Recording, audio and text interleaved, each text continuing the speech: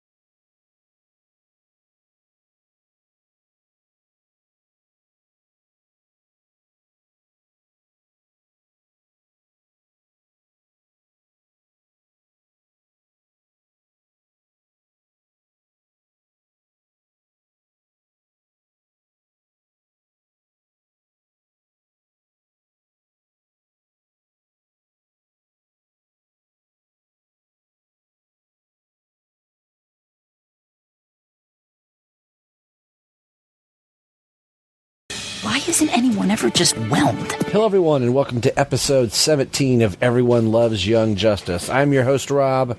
And I'm Jay. And this podcast is brought to you by the BatmanUniverse.net, your home for all things Batman and Robin. You can find us on Twitter at EOYJ Podcast. It's been a little bit. Doing this once a month is getting me off track here. We have a Blogspot page, and I need to update it because I'm actually 4 episodes behind, but that's what I'm going to do this coming week. The Blogspot page is at everyonelovesthedrake.blogspot.com. You can find us on Facebook at facebook.com/EOYJpod, and you can email into the show at EOYJpodcast@yahoo.com. And if you listen to us on iTunes through Google Play, through Apple Podcasts, leave a review to help spread the word of a show. And we're on quite a few different podcast sources out there, so you'll be able to find us. So like I said, I'm Rob, and we got Jay here with us, and this is part 2 of our coverage of the Secret Origins episode, where we decided to cut that 80-page giant in half, covered the boys section, and now we're going to cover the girls.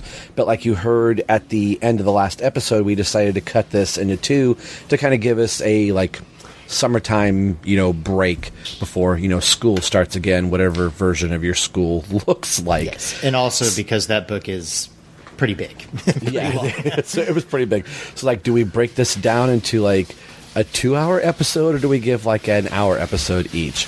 So, the intro for episode 17 didn't exist, so that's why this is here, and I don't think we could have timed this any better. That coming up after this, we're going back to the 2019 version of Young Justice, and we say some things in episode 18 that kind of fit into our topic right now that we're going to talk about. So we just found out, I believe, help me with this, Jay, has it been a week now? I feel like we've got so much news with DC Fandom and everything else that AT&T decided to come into Warner Brothers and DC Comics and decided to start taking an axe to different various parts of executive and editorial staff and comics and just other parts of Warner Brothers conglomerate. And some things that hit on the DC side that affect our show is the Young Justice book. The 2019 version is getting canceled at the end of issue 20. Am I correct in saying that, Jay? Yeah, November issue 20. It was about at least a week ago that the unfortunate, layoffs and downsizing, so to speak. There you go. But yeah, shortly after that, found out that Young Justice, Hawkman, Suicide Squad, they're saying is ending, not being canceled. So I guess Right. Tom Taylor and Bruno Redondo and that crew have decided, this will be our stopping point. Even though 11 is kind of a weird, number of issues for Yeah. You'll hear in the next episode how we cast a wide net with our feelings about the whole Young Justice book right now. So some of this right now, by the time you hear that, may seem either old hat, prophetic, or maybe even, redundant because, if the book's ending, then there's, really not much else to say about that. I'm kind of not surprised. I don't know how well the book was necessarily selling. It does seem to be one that had like a ton of, promotion and fanfare coming right out of the gate. And then it's just kind of, just been there like ever since then. So there doesn't really seem to be an awful lot of, editorial push or support from it. I don't follow Bendis as closely as I do some other creators, just because he's one of those ones that tweets and posts on Instagram a lot. So it can just be overwhelming. And I know he promotes his own stuff pretty well, but I don't know. It just. And again, it's been a while since we actually had the discussion, so I'm not sure, but I may have discussed it there. It just never seemed like a book that, found its footing. Like it never seemed like it figured out what it wanted to do other than bringing, a lot of these characters back into the fold. So for that, I'm grateful. And then as I'm sure you'll bring up in a moment here, where it looks like the book is going to end is at least a somewhat welcome surprise. But it just seemed like it was one of those books that was, anytime I would look in, solicits and see that month's issue of Young Justice wasn't the final issue, wasn't maybe not a surprise, but also, right. Just like, oh, okay. I was just more expecting it eventually. Yeah, and it's so funny. I'm just going to say ditto to everything that you said so far. I had a friend talk to me that he's kind of peripherally reading comics. Like, he knows I do a podcast, a couple of podcasts, and was asking about Young Justice. And he equated it to, like, putting a flag. Like, look at this amazing flag I'm going to put in my front yard, and look how awesome it is. And then there's no wind for the flag to fly. Yeah. It's kind of there, but it doesn't do anything but rest on the pole. But man, it would look so cool if it moved. And I was like, that's actually kind of a good analogy. Like, I think I was really gushing over the first couple issues, and I think it's that new car smell. Mm-hmm. Like, oh, the leather feels so good, and like once you start driving the car down the road, it's like, oh, the steering wheel feels a little weird. Like, the car looks great, the car smells good. So I think once we started getting into that multiverse a little bit, then I was like, where are we going with this car? Yeah. Yeah, so, and it's like one of those books. Like I said, it's one of those books that had some good ideas, and a lot of the intentions were really good.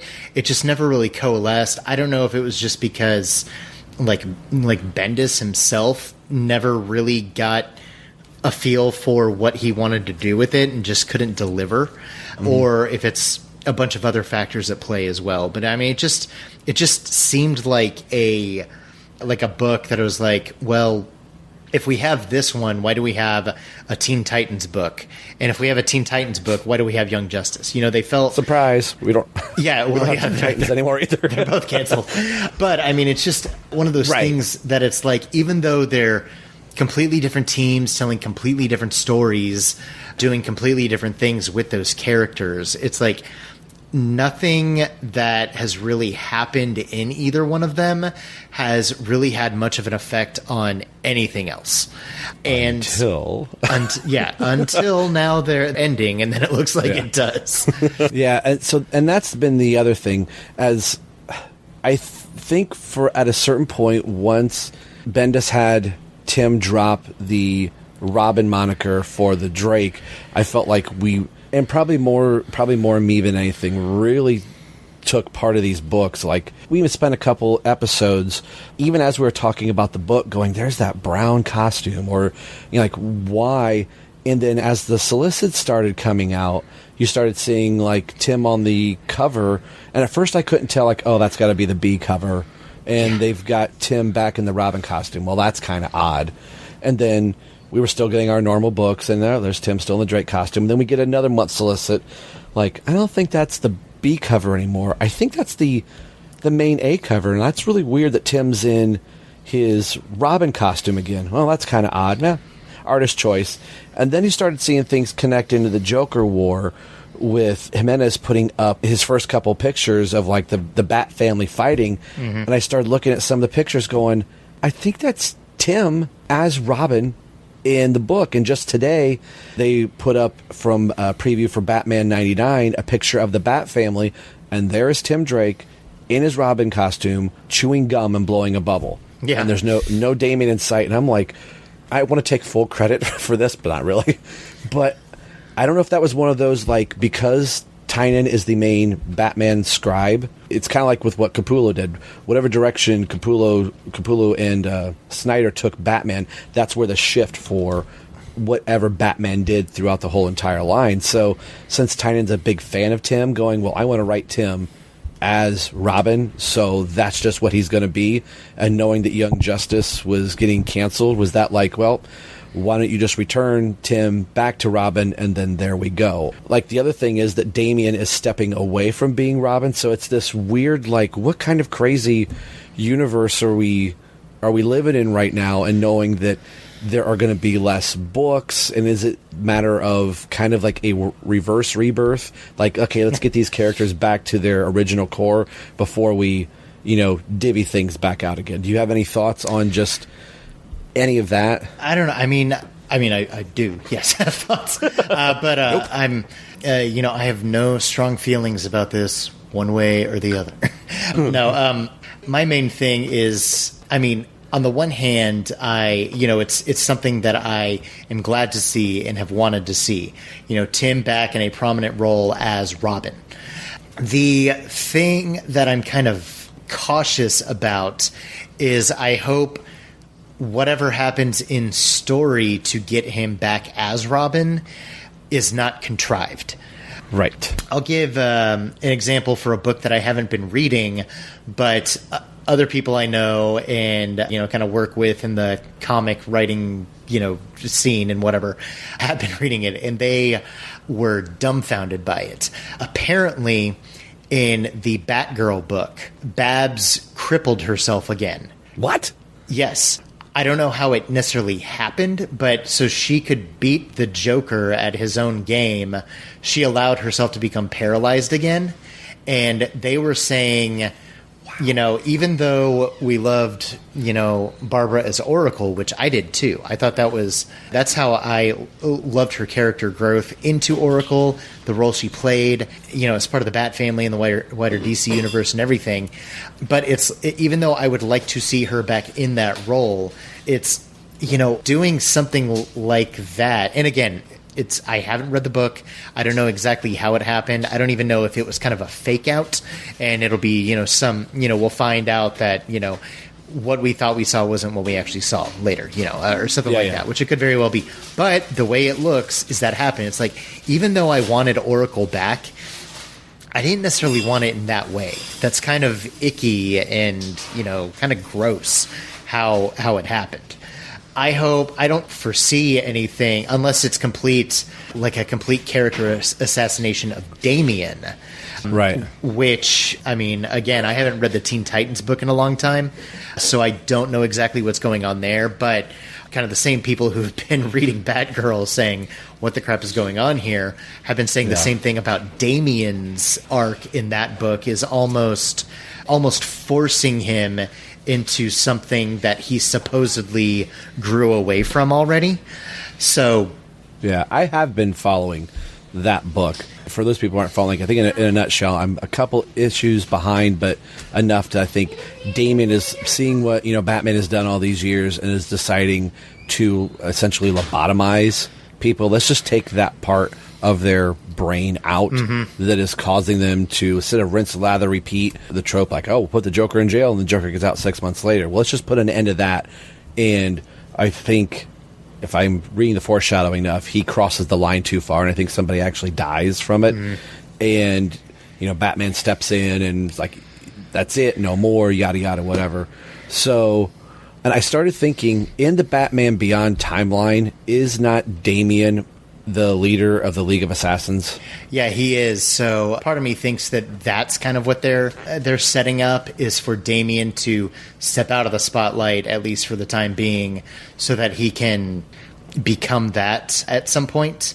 And, it's just one of those things that's like, I've wanted Tim back as Robin, or, at least a recognizable, hero of prominence, which the Drake is not. It's really funny because I know you've posted little screen grabs and everything on Twitter and everything, but like, even when Young Justice appeared in Action Comics, he called himself Robin. He didn't call himself Drake. But then in the most recent issue of Nightwing, he pops up near the end and Jason's calling him Drake, which could very well just be him using his last name, because I can't remember which one. One of them makes a comment about, code names while we're wearing masks. Yeah. So, but, I mean, Tim's not in the brown costume. He's in his, Robin costume. So it's like, I mean, I'm not going to deride a creator for wanting to, necessarily put their stamp on a character and create something that they hope lasts. But, I mean, it's evident, just from, fan outcry and response, but also the fact that even in Bendis's own books, Tim's barely calling himself by this supposedly amazing moniker now. And it's even just... go on. I would say, even we haven't covered the book yet at the time we're recording this, but I forget what issue it is. Batman even refers to Drake as Robin. And I even put a little, post out there. Even Batman is not calling Tim Drake. Yeah. I think it was, no, I think it's the most recent Young Justice where where they're, have like a conversation that we can't overhear. Part of me jokingly thinks that, Batman's berating him for having a costume that's ugly as sin, and for doing something so silly as changing his code name to his surname. So if you're not careful, the Joker's going to figure out who I am. Whoops. Yeah, exactly. So, I mean, one of those things that the perfect term would be, I hope it's not just a case of the ends justifying the means, because even though, yes, I've wanted Tim back as Robin, I feel that he is the best Robin to Bruce, because they work best off of each other as Batman and Robin. But I also feel like Damian was a great Robin, I mean, to Bruce in a lot of instances, but especially to Dick when he was Batman, and even as Nightwing. When Dick and Damian would team up, there was still that great repartee and chemistry and everything. So even though Tim back as Robin is something I want, hopefully the way they get there isn't something that, if someone asks me how it happened, I don't have to go,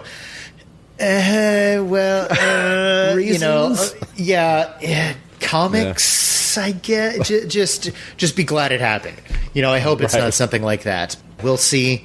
I am at least interested to see, where they go forward. Because, I mean, again, part of me is not part of me. I mean, I am hoping and wanting Tim to get his own solo book again, because so glorious. That would be amazing. He's needed one. He sold well, with Robin and Red Robin, and he hasn't had a solo title ever since then. He hasn't had a solo title in, 9 years now. So I would love it if there was another Robin title in the sense, because I don't even think, other than that Robin, Son of Batman series by Gleason, which I'm pretty sure was set as a 12-issue maxi series from the start. It wasn't supposed to go on beyond that, unless it just didn't sell well at all. They just cut it short. Yeah. But other than that, there hasn't been a true Robin solo title, because even We Are Robin, which had Robin in the title, was a great idea and a book that I enjoyed. It's still not, the Robin that I want. So hopefully Tim can, finally get his time in the sun again, because fans have wanted it for a long time now. And hopefully this is our chance to get it. But again, I hope that it's not just us getting what we want and then, it's a product that's not quality. So, we kind of need a little bit of that there too. So, I'm interested to see where things go in the future, especially with DC scaling down a lot of their output. I mean, heck, even, give Tim like a digital series, if that's... I'd be okay with that. Yeah. I mean, if that's kind of the way they want to go, let that serve as what Showcase did, back in the 90s. Test some titles and characters, and give them a little digital first solo series, solo outing, or even make digital first. Not like compendiums, but like anthologies of a bunch of different short stories from characters. See what people respond to, and then go from there to give them series. That I'm just wanting good comics and good comics about a variety of characters. Yeah. Well, talking about the future, let's go back to the past. Let's go to 1998 with the cancellation of 2019-2020 Young Justice book. This show is going to obviously still continue. There's still plenty of other avenues for Young Justice to go. So let's go back and pick up the back half of the 80-page special, Young Justice Secret Origins, and this is the girls' half of the book. We're going to take a quick break for a couple promos. When we come back, Jay and I are going to finish discussing this book. We'll be right back in just a few moments. Don't go anywhere. Annual Halloween party canceled? Haunted house shut down this season? Then come to the house party that no force can stop. The House of Frankenstein. The Supermates are throwing their annual bash no matter what and inviting some of your favorite horror stars. Lon Chaney Jr. Anyone who enters here without my permission will be considered a trespasser. Lionel Atwell. By heaven, I think you're a worse fiend than your father. Christopher Lee. Don't use long words, Inspector. They don't suit you. Evelyn Anchors. We haven't been able to contact Count Alucard so far. Peter Cushing. I've told you before, there are times when you shouldn't be alone. Bela Lugosi. He's mine! He don't belong to you! You go away! Barbara Shelley. There have been 7 murders committed in the forest of Bandorf in the past 5 years. Basil Rathbone. But of course I know who did. Haven't you heard? The monster! Kiefer Sutherland. Maggots, Michael. You're eating maggots. How do they taste? And Boris Karloff. Plus a few party crashers. Notice anything unusual about Santa Carla yet? No, it's a pretty cool place. If you're a Martian. Or a vampire. And some amazing friends. Frankenstein! Worst thing! Let them take care of your friends, my dear. I'll take the robot. You take the wolf thing. Good. I've always had a way with animals. So RSVP to fireandwaterpodcast.com, iTunes or Spotify, and don't miss the one Halloween party you can count on to be scary. In a good way. Not the 2020 way. The House of Frankenstein.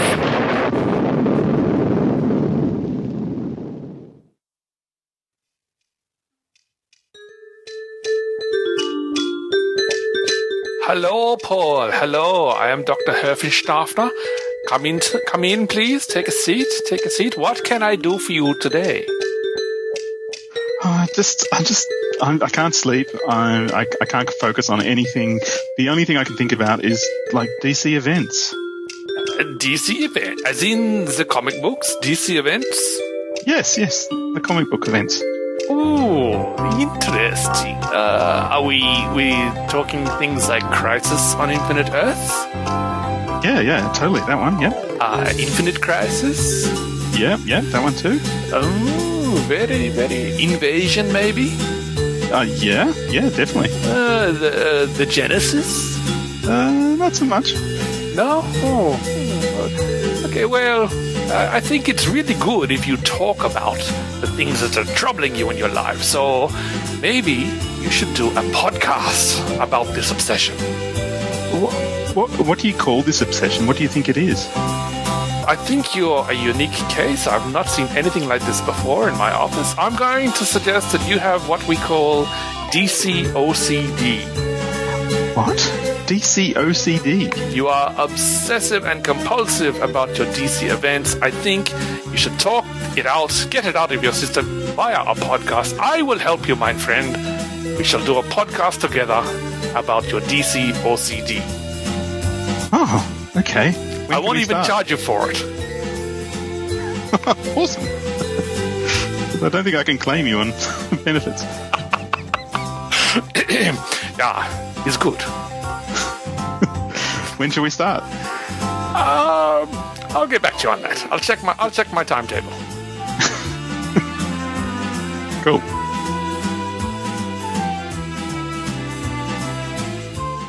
Recognize Robin B20.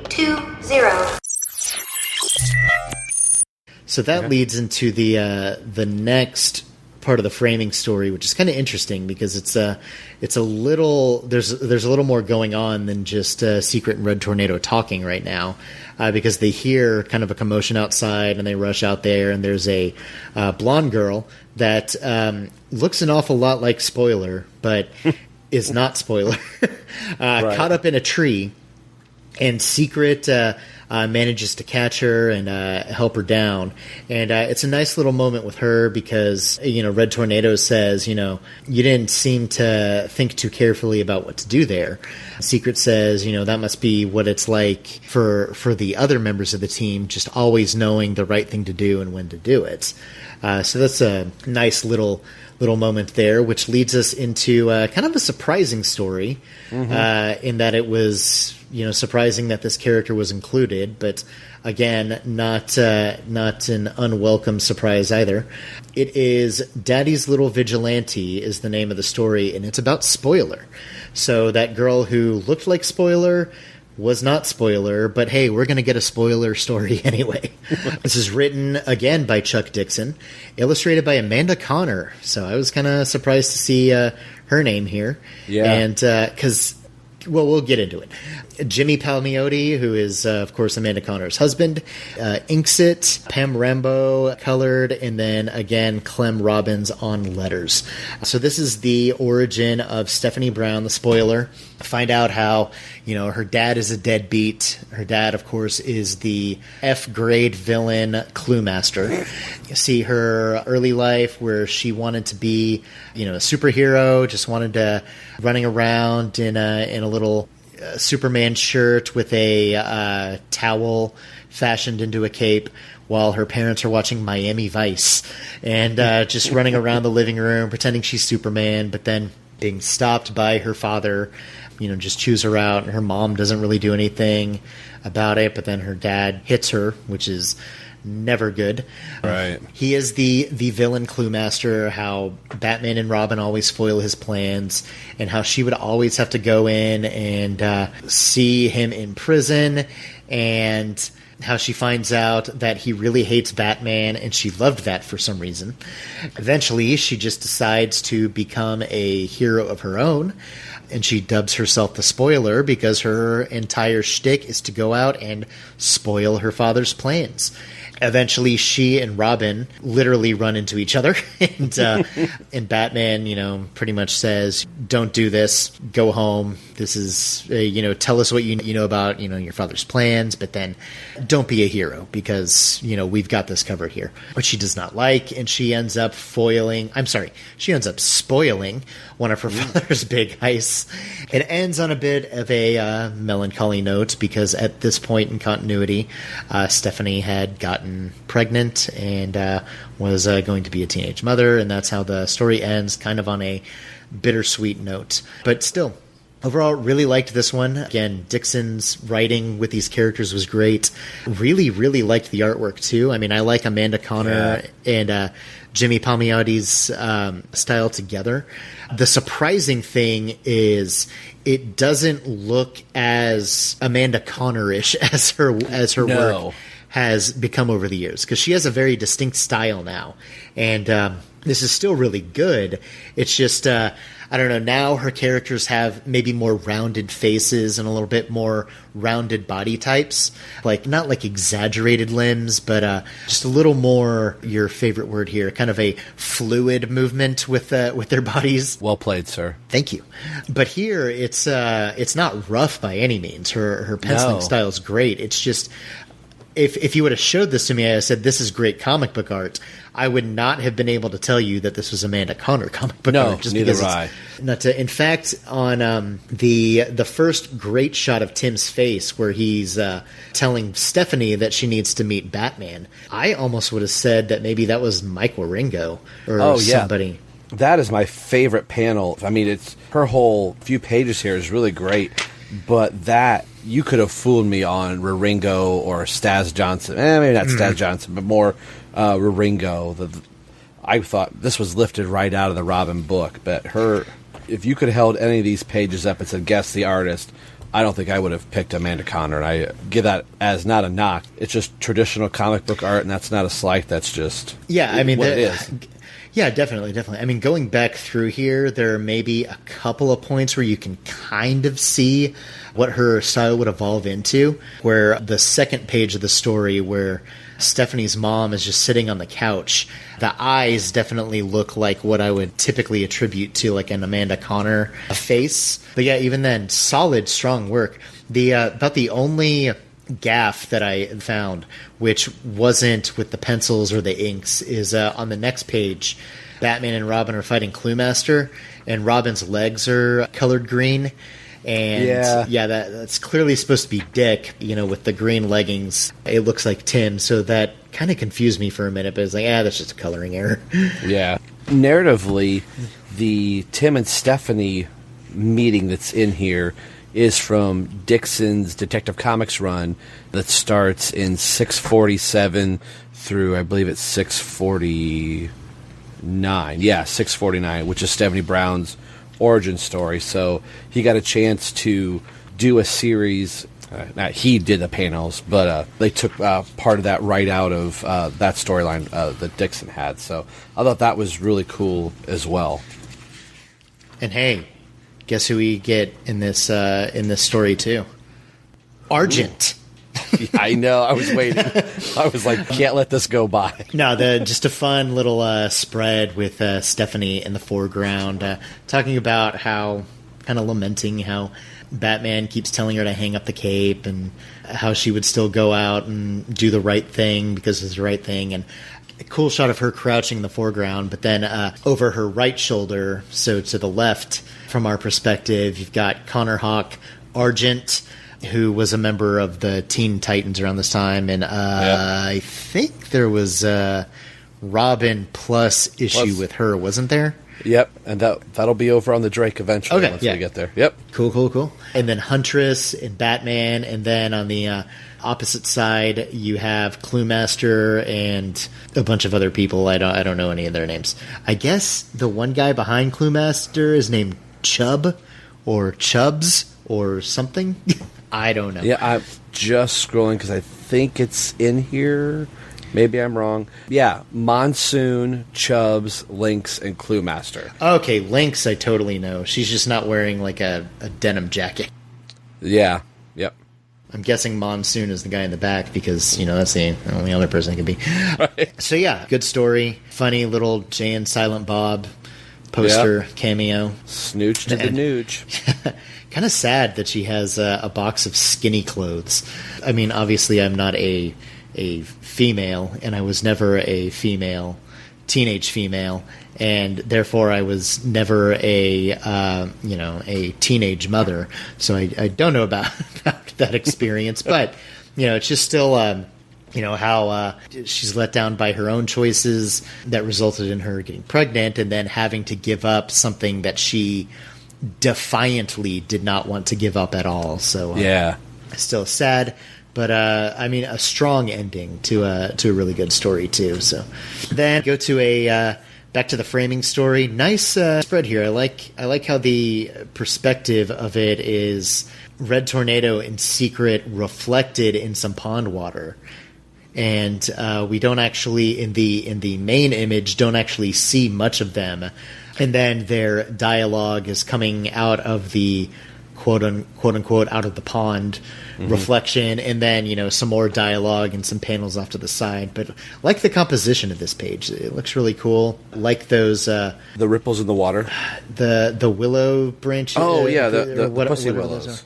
Yeah, those. And then there's like a little fish down there that I just noticed. Yeah, again, just really nice composition, really well illustrated, and they have a little bit more heartfelt talk here before we go into the secret origin of Wonder Girl. Truth is Stranger, written by Jay Farber, illustrated by somebody, colored by Felix Serrano, and lettered by Janice Chang. It is illustrated by Ethan Van Sciver, but I was like, you can't read it there? Then I was like, oh, got it. That's like the guy that did the New 52 Teen Titans, and I won't mention his name either. Yeah, Van Sciver.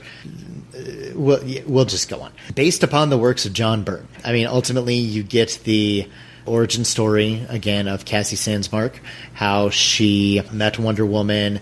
She's a high school student, or at least embellishes how she met Wonder Woman, I suppose, because she's trying to sound cool to her friend here. And how she became Wonder Girl, and how her mom did not want that, but Diana vouched for her anyway. Eventually, Cassie meets Zeus, so is her mom, possessed by Morgan Le Fay, and then Donna Troy comes and gives her a much better costume than the one that she normally wears, but she says that she'll eventually grow into it and earn it. It's a strong story, and without trying to get into too much controversy about the artist, it's good artwork, even if the artist is not favorable among a lot of people. Gotta at least recognize the skill here. I won't lie and say, I mean, I like the character of Wonder Woman, and I love the movie. I love the Wonder Woman movie. I love Gal Gadot's performance. I love, just the character and what she stands for and everything. I mean, just a lot of Wonder Woman stories are just hard for me to get into. It feels like they carry a lot of that mythological baggage that just seems intimidating and daunting. So, I've got the George Perez trade. I think it had been buying through Best Buy for a while there. They were doing a hardcover graphic novel, and you got one of the animated movies with it. So I picked up like Year One, and that's actually how I read The Dark Knight Returns for the very first time. Oh, wow, cool.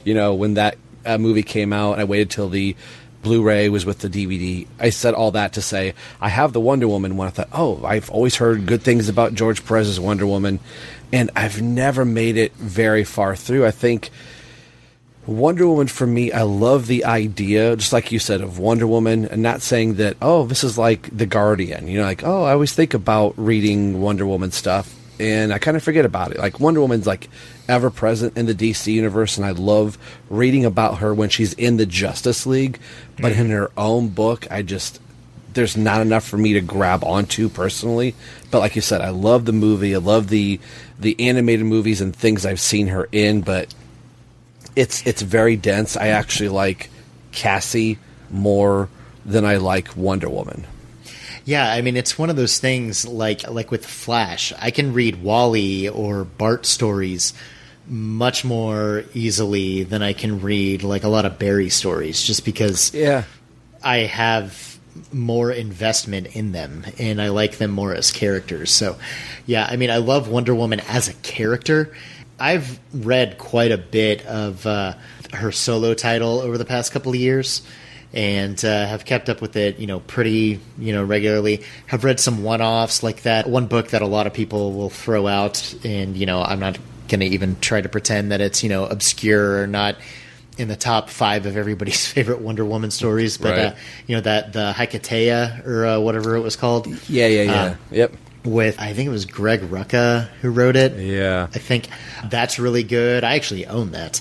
She's just one of those characters that actually getting into everything just seems like a lot of almost daunting homework just because of the massive amount of backstory and literal mythology that's involved. So, like, even the George Perez stuff, I flipped through it. Looks gorgeous. Oh, but beautiful. It also looks like reading a novel, too. So, it is. It's a lot of words. I'm not opposed to reading a lot of words. Like you said, it's very thick, like Greek mythology and all that stuff. It just goes right over my head. I'm like, can't we punch somebody soon? Exactly. But there's still some pretty solid character stuff here. You know, like you, I really like Cassie. She's a lot of fun. This is a good story. It's just like a lot of Wonder Woman stories. It's just very wordy, very text-heavy, there's a lot going on here. And it's maybe my least favorite so far, but it's still pretty good on its own. Yeah. No framing story between that and the next one. We go right into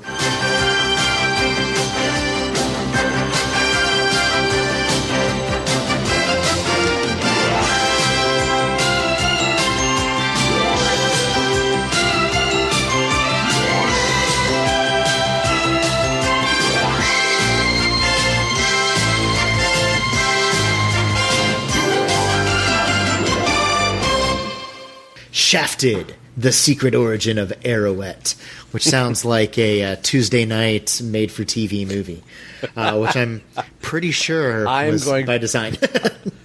Yeah, I'm going to find a cheesy 80s, 90s movie theme song when you say Shafted. That's going to play. That's going to happen, folks. Please do. Please do. This is written by Tom Peyer, who, if it's the same guy I'm thinking of, he is, I think he's the publisher of Ahoy Comics, and we've had him on the Comics Now podcast before. I also sent him some email questions a few weeks ago and had an email interview for him over on Comics Now, because he wrote a book, a little tangent here. One of the Ahoy Comics flagship titles was called The Wrong Earth. It's about a superhero from two different worlds. There was Dragonfly Man from Earth Alpha, and then Dragonfly from Earth Omega. Think Dragonfly Man is like Batman 66, so like the Adam West Batman, to the point that he's on good terms with local law enforcement and, you know, the heads of the bank and local government and everything, and will walk down the street, you know, saying hi to people and calling people chum and everything. Dragonfly from Earth Omega is Dark Knight Returns Batman. Very gritty, very, you know, almost violent and everything. It's a really, really good book. The story is these two Dragonfly characters get transported to the other's Earth. So you have the very much, you know, hopeful, optimistic Dragonfly Man on this dangerous, gritty, quote-unquote real world. And then you have this violent and cynical Dragonfly on the world of, you know, Batman 66, where the worst thing that happens to a villain is they get kicked in the bum and carted back off to the Arkham Institute. A really, really good comic. And for the release day of the second miniseries featuring these characters, they officially announced, I think it was June 16th. I'm just reading it right here, yep. Dragonfly Man Day. So, you know, had some interview questions with him there. You know, fun guy. I think he also wrote the Android Hourman series from a couple of years after Young Justice here. So that robotic Hourman that showed up in Grant Morrison's JLA, he had a solo series, and I'm pretty sure Tom Peyer wrote that too. And he's written a lot of stuff. Cool guy. Amazing hair. It's like, you know, you see those pictures of like Albert Einstein with the hair that's kind of frizzy and all over the place. Think that, but a lot thicker and about 37% bigger. I'm looking at a picture of him right now. You are exactly correct, sir. So anyway, Shafted, The Secret Origin of Arrowette. Written by Tom Peyer, illustrated by Marty Egeland, inked by the great Norm Rapmund. Yes. Colored by Scott Bauman and lettered by Kurt Hathaway. This is kind of like you were talking with the Tim and Dick story.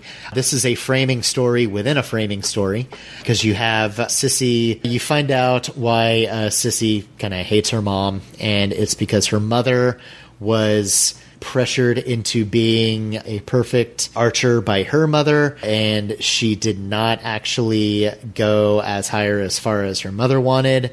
So eventually she became a vigilante, and then Sissy's mother pressured her into becoming a vigilante, much like herself.